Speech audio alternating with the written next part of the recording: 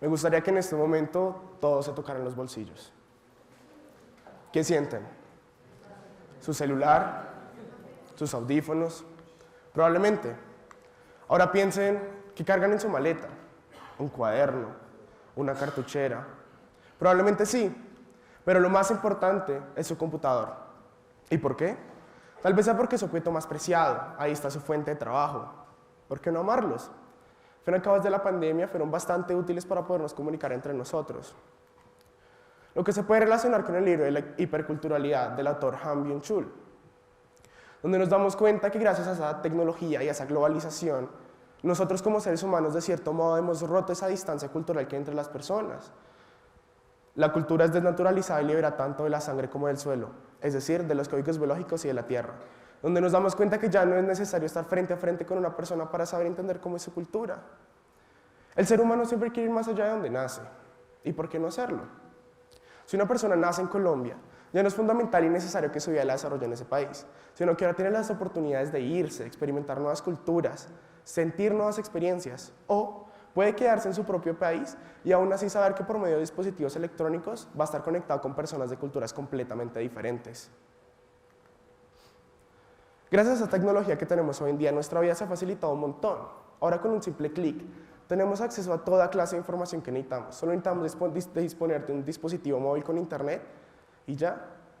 Lo que hace que de cierto modo perdamos los límites que rigen el tiempo, como lo es el desplazamiento.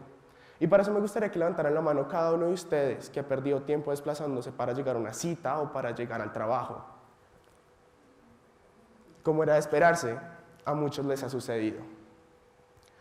Gracias a la contingencia del COVID-19, la vida de todos nosotros dio un giro de 180 grados.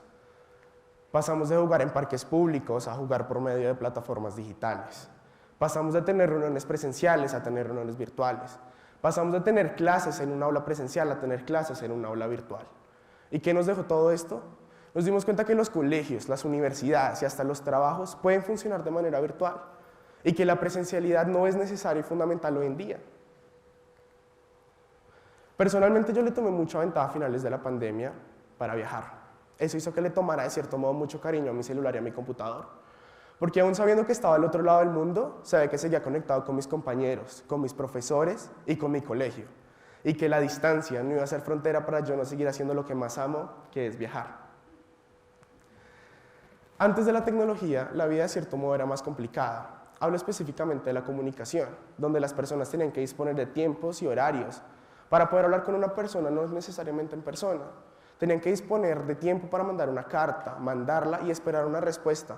¿Cuánto tiempo tomaba eso? ¿Días? Hasta semanas. Ahora con un simple clic podemos mandarle un mensaje a una persona que está al otro lado del mundo y saber que la persona puede recibir ese mensaje de manera inmediata. ¿Y por qué? El ser humano busca ese progreso como una manera de canalizar su ambición. Y si nos ponemos a pensar, tiene bastante sentido. Antropológicamente, la condición del ser humano tiende a su bienestar y a su felicidad ¿por medio de qué? Por medio del desarrollo. Tal como dice Marx en el libro La idea en el progreso del manifiesto comunista, donde nos damos cuenta que el hombre es el motor del desarrollo, el centro de todas las motivaciones terrenales que le dan sentido a la existencia y la creación de nuevas técnicas para forjar su mundo sobre el albedrío, y que eres lo que haces. Y si hay un cambio en cómo el ser humano hace las cosas, por ende hay un cambio en lo que nosotros somos como seres humanos. Por lo que siempre nos vemos en la necesidad de adaptación. Somos seres que todo el tiempo nos estamos adaptando a nuevas cosas.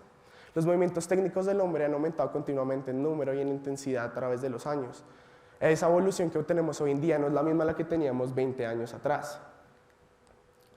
Gracias a la revista Kubernética, nos damos cuenta que el nacimiento de la tecnología es sin duda un producto de las necesidades del hombre, ya sea para perfeccionarse, analizarse y favorecer el progreso de la humanidad entera y el progreso del hombre mismo. Lo que significa que de cierto modo somos seres perfectibles. Siempre queremos estar cambiando lo que tenemos, así sea la cosa más mínima. Y pongámonos a pensar, ¿por qué no hacerlo? Al fin y al cabo tenemos desde un par de zapatos que nos sirve para proteger nuestros pies, hasta un avión que nos sirve para transportarnos fácil y rápido. Hasta este momento, esa evolución ha sido bastante positiva. Nuestra calidad y condición de vida ha mejorado significativamente a través de los años. El perfecto ejemplo de esto son las empresas, principalmente las que se encargan de producción en masa, donde hoy en día sacan un trabajo en horas que años atrás en la primera revolución industrial, por ejemplo, se tomaban días o hasta semanas en hacerse. generando que de cierto modo haya una mejor ganancia y productividad. Y seamos sinceros, ¿a quién no le gusta tener ganancia y productividad? Sin embargo, les hago esta pregunta, ¿hasta qué punto nos está llevando esa facilidad? Curiosamente, hoy en día existen páginas web que le hacen los trabajos a las personas en 2 minutos para ahorrar tiempo, tener facilidad de vida. ¿Cómo nosotros realmente vamos a exigirles a las personas que tengan un pensamiento crítico o potencializar la mente de las personas cuando lo que están haciendo es buscar en internet un trabajo que para una persona años atrás le tomaba 3 horas hacerlo? ¿Es realmente una manera de potencializar la mente de los seres humanos? ¿Estamos dejando que esos aparatos electrónicos, esas máquinas hagan los trabajos por nosotros? El claro ejemplo son los colegios. ¿Cómo los colegios van a garantizar, o las universidades, que las personas tengan un pensamiento crítico que potencialicen su mente cuando lo que están haciendo es buscar en internet? ¿Hay realmente una manera de hacerlo?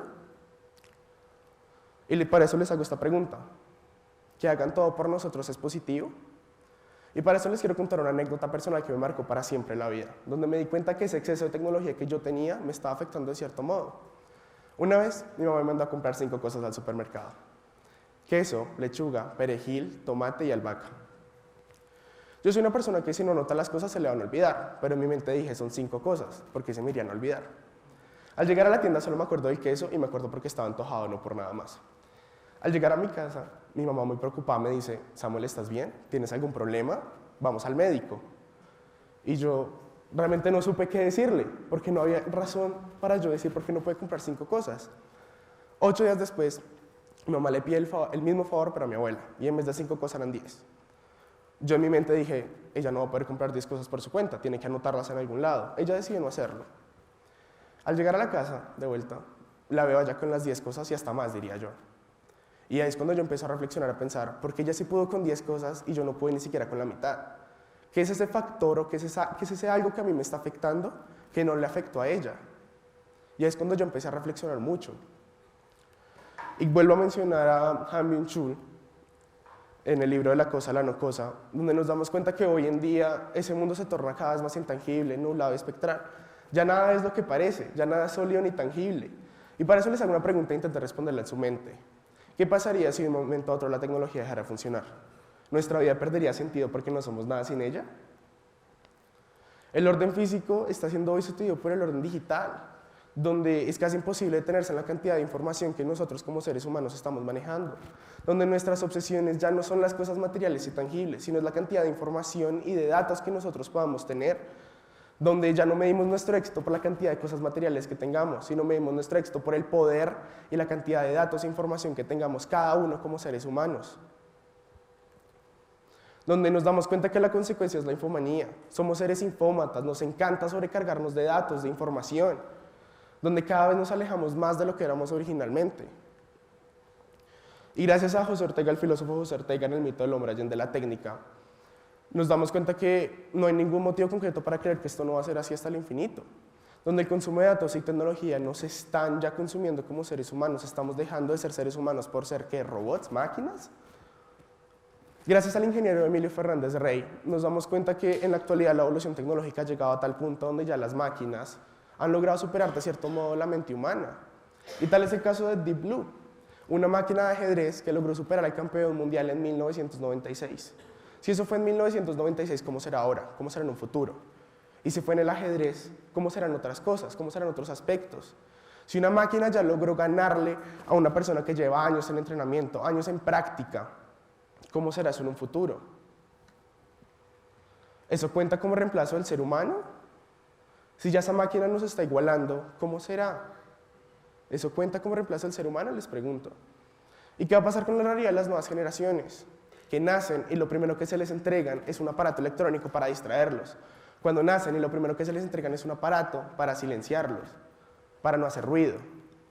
Las personas, los adultos hoy en día, han vivido la transición de la era de la cosa a la era de las no cosas. Saben lo que es vivir sin tecnología. Pero ¿qué va a pasar con los bebés que nacieron hoy en día? Que su realidad es estar pegados a un celular, estar pegados a un computador, cuando eso es lo único que han vivido. No han vivido nada más allá de. Pregúntense cómo eran los juegos antes de la tecnología y con la tecnología. Pero no todo está perdido. Por eso los invito a que se replanteen la idea de la tecnología en sus vidas. ¿Ustedes han dejado de hacer cosas que los apasionan por estar pegados al celular? ¿Cuándo fue la última vez que fueron al parque y disfrutaron al aire libre? ¿O cuándo fue la última vez que tuvieron un día sin tecnología? Analicen y piensen si esa cantidad de tecnología es la que ustedes quieren para ustedes mismos, para sus hijos o para su familia.